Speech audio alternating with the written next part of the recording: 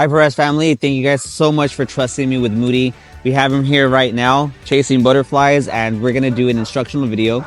My goal is to give you as much information as possible to give you all the knowledge, tools, and power for you to maintain the training. Of course, we will cover all of this when he goes home, and you always have access to me 1 hour once a month for re-lessons. So in the first command that we're going to do, we're going to work on the sit command.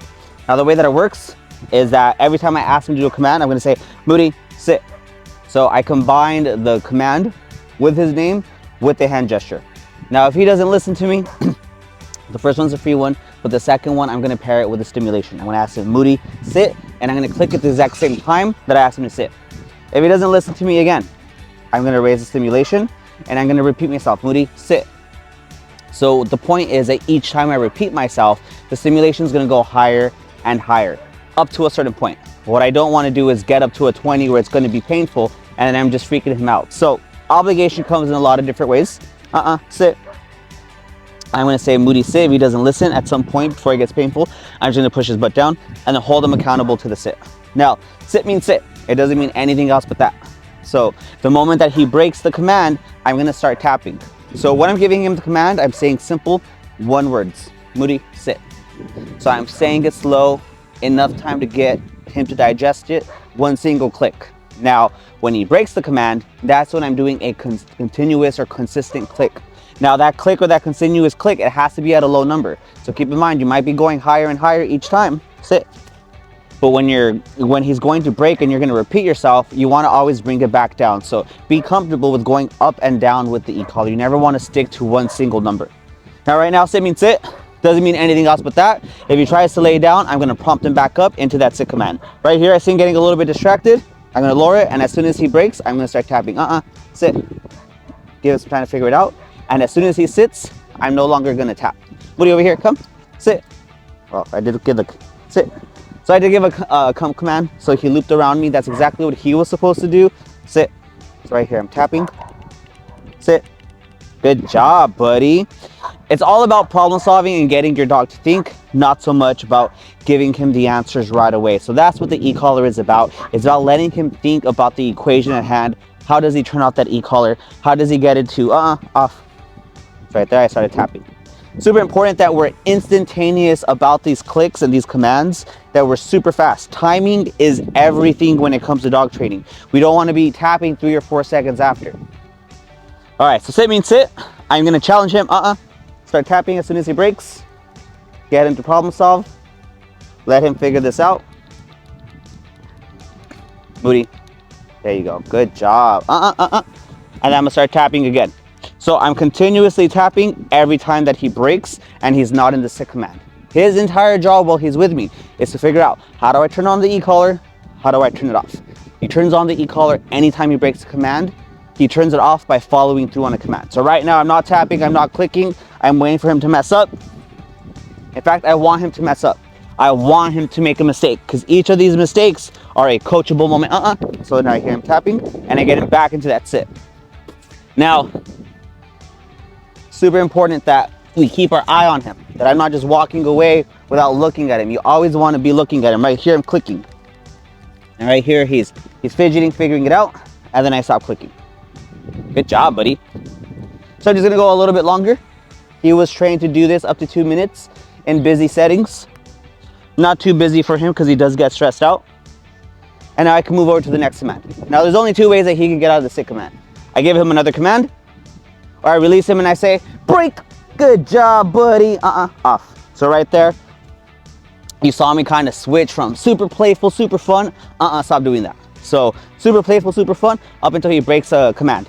The second that he jumped on me, I started clicking. I let him know, you're doing something wrong. It's all about communication with our pets. Actually, I think he wasn't on the down. I do apologize for that. So he was laying down on his own free will. I obligated him to the down and I started clicking. He was on a free break. He could do whatever it is that he wants. So all right, buddy, come. Right here, sit, down. All right, so now he's in the down command. Now he can't do anything. He has to stay on the down command. He has to relax. The moment that he does, I'm gonna start clicking. Right there, I started clicking and I released. Now he's trying to engage in playtime, and there is a time and place for that. Before we did this, we were playing fetch, we were giving him lots of love. Right now is not playtime. So he has to hold the down command. And I'm watching him. I'm making sure that when he breaks, I'm able to correct him. Give him guidance, communicate to him that that's not what I want. I don't want him just running to any dog across the street or whatever it is that he sees, because I want to keep him safe. Down. So right there, I'm tapping, tapping, tapping, and let him figure it out. Remember, it's all about problem solving. And then I stop. I have it right now at a 7. If he keeps breaking commands, I might go a little bit higher. I want to let him know that I'm being serious. So right there, he jumped, got up. I started clicking. I said, and he immediately went down. I say, kind of let him know, don't do that. Don't you dare. Don't you think about it. Whatever rolls off your tongue, as long as you're consistent with it. I'm consistent with the so he understands that. All right, so that was the down. We're gonna practice our recall. Now, recall is made a little bit more complicated in a life or death situation. I care only about one thing. Now, right now, I see him looking at that dog right there. If he breaks, I'm gonna start clicking. So even if I'm having a conversation, I'm ready, I'm watching, and I'm aware. So you wanna make sure that you practice doing that and you don't just have a conversation. If you're having a conversation with someone and you wanna give them all your attention, you can down. You can ask them to relax, or you can ask them to break down. But when we're having a command with our dog, don't be afraid to interrupt yourself. It's a waste of money to be afraid of being impolite and allowing your dog to do whatever it is that we want. So I always excuse myself. I'm sorry, I'm in the middle of training. I'm sorry, in the middle of a command, or I just release him and he can do whatever it is that he wants. All right, so back, down. Super important that when he breaks a command, we're clicking, and bringing him right back to the vicinity of the area that we had him at. Down. No. Right there, he scratched and I said no. So I switched from playful to don't do that. So I do draw my line of respect. Super important that he respects me so I can have a great relationship with him. A dog that doesn't respect their owner, the owner starts resenting the dog and it just becomes bad. We don't want to resent our dogs. We want to love our dogs, have a great relationship with our dogs. And that requires respect. Okay, so recall. Alive or death situation. Down, buddy. Doesn't let me finish my point. Down. All right, so now I'm gonna raise it a little bit because I've told him enough times. He gets it, he's just being goofy. Down. Down. Down. Off. So someone threw a ball at him in the middle of his training. I don't want him accessing a ball because he is working for me right now. So you can't just have playtime. So he wants that ball, I'm not gonna let him have it. All right, so recall, life or death situation. All I want is for him to come when I'm asking him to come. Doesn't really matter if he loops around me and does it fancy, but for training purposes, I always want it this way, and there's a reason for it. You're gonna learn your dog a little bit. You're gonna see the moment that he gets distracted. If I say come, he starts going to the ball, I'm gonna start clicking. If he's on the path to come to me, I'm not gonna click, he's doing everything right. But the moment that he starts to get distracted, I'm gonna communicate via the e-collar that he's doing something wrong. So, we'll give ourselves a little bit of distance. Moody, come. Right there, I clicked because he wasn't coming. Come on, buddy. This way. Sit. So this is a 2-for-1 cue. Sit. I have him stay in his position. I ask him to come. He loops to my right side, sits to my left side, ears to my hip. And then he's obligated to the sit command. Sit. So right there, he broke. I'm going to bring him right back to the sit. Come on. Sit. So it's a 2-in-1 command. He loops around me. It's not that hot. I know it might look hot because he's in the sun, but he can handle it for a couple of seconds. There's a reason why we're working the shade. So again, all about obligation. Sit. Good job. So I'm letting him know. Now I did see him kind of twitch a little bit at the 12. 12 isn't high at all. He's just very sensitive, so I'm gonna bring it back down to a 10. Now he is on the sit command, so I'm gonna challenge him. Obligate him to that sit command. Sit. As soon as he breaks, I start clicking and I pair that with the So I'm gonna let him figure it out. I'm put just a little bit of tension and see how long it takes him to kind of figure it out. Sit. Good job, buddy. So I start clicking again. Sit. And right here, you're starting to have a tantrum. Sit. I'm not gonna give into the tantrum. I'm just gonna simply obligate him. Good job, buddy. Sit. Now, there's an implied stay whenever I ask them to do something. So you don't hear me say stay. I just repeat myself. Sit. Sit means sit. It also means stay. Good job, buddy. Now in a perfect world, you'll be handing him treats, paying him for all of his hard work. Right now, I'm working on just obligation. When you're working with him, I want you to use treats consistently. Show him lots of love, lots of praise. But right now, we're challenging him because we know that he can do everything. I want to show you guys how to use the e-collar. Break. Good job, buddy. Good boy. Now he can do whatever it is that he wants, right? So now we're on break. He wants a toy, he can have a toy. He wants to sniff around the grass, he can sniff around the grass. He can't jump on me, can't break rules, can't be disrespectful. When I say come, he has to come. Over here, buddy. Come on. Good job, buds. Oh, yeah. So like I said, there's a time and place for everything. Right now we're on break. He's allowed to be a dog. He's allowed to sniff around. Moody, come. But when I say come, he has to come. Moody, come. Come on. Come on. Place, buddy. And now he has to stay on place. Same concept. Place means place. Doesn't mean anything else but that. The moment that he gets off the floor, it's going to be like hot lava. No.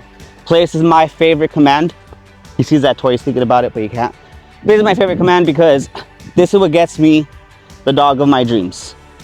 If I want to have a picnic, I should be able to have a picnic. Pro tip, anytime you squat down, they always want to jump on you and give you kisses, but I'm going to draw a line. I'm going to let them know, no, you can't do that. We got to be on place. Place. Now the goal is that you should be able to have a picnic with your dog. Guests should be able to come over. Family should be able to come over. And your dog hangs out with you. That's the goal of having a dog that is well-rounded, well-educated, versatile everywhere that you take him. And for him, he's there. He just requires a little bit of confidence. But other than that, he has everything down. He's a great dog. He's wonderful.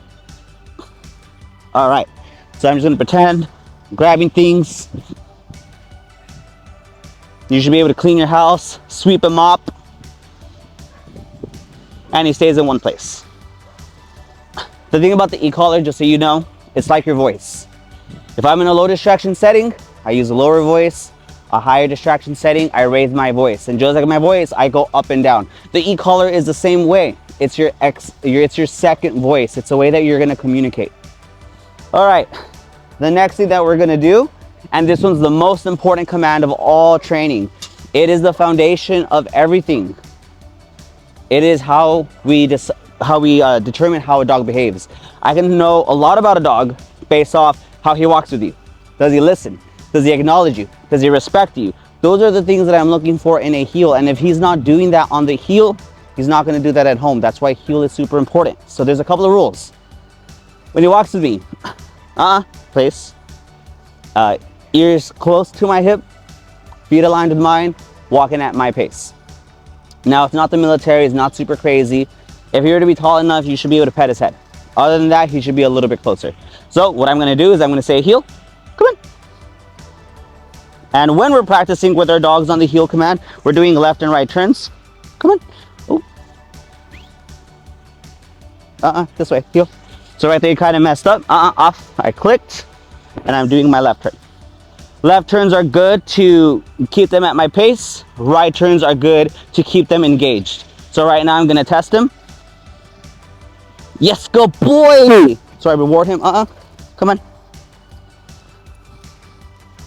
You want to be careful how you reward him because sometimes too much energy can cause him to burst into playtime. Over here, buddy. I know you're all tangled up. Sit. Sit. So I want him like this, just the way that he was walking with me. And now we can walk in a straight line. Heel. Good job, buddy. Off. Good boy. Heel. So right there, there's a ball. Yes, good boy. So there was a ball, he ignored it.